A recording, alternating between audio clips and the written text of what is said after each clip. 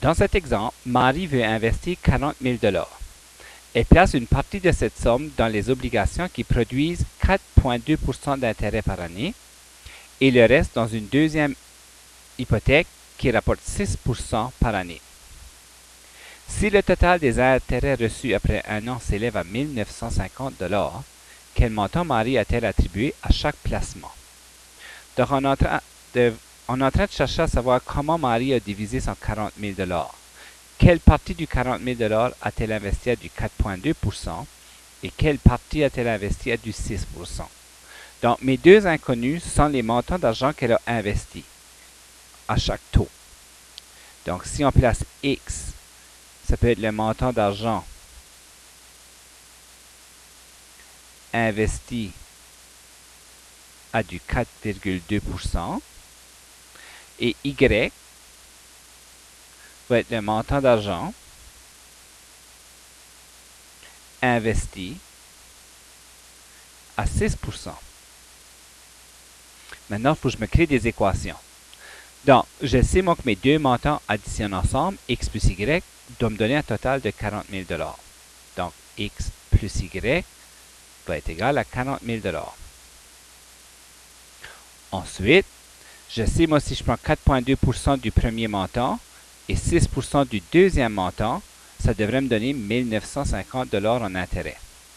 Donc, 0,042 X plus 0,06 Y devrait être égal à 1 950.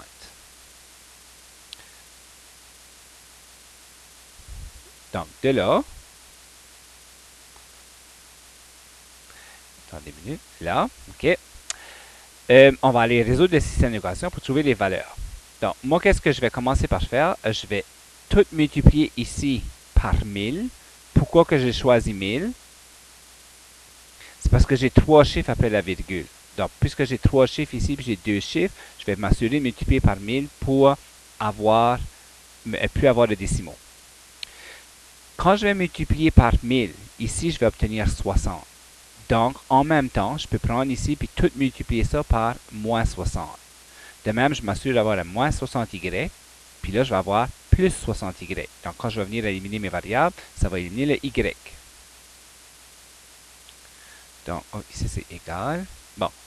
Donc, si on multiplie, on va avoir moins 60x, moins 60y va être égal à moins 24 avec 1, 2, 3, 4, 5 0. Si je multiplie par 1000, ça va me donner 42x. Ici, ça va me donner plus 60y. Et ici, ça va me donner 1, 9, 5, 0 avec 4 0. 3 0. Maintenant, si j'additionne mes deux équations, je remarque que mes y vont s'éliminer. Donc, 60, moins 60 plus 42, ça fait 18x, ou moins 18x. Et quand je fais moins 2 400 000 additionné avec 1 950 000, j'obtiens moins 450 000.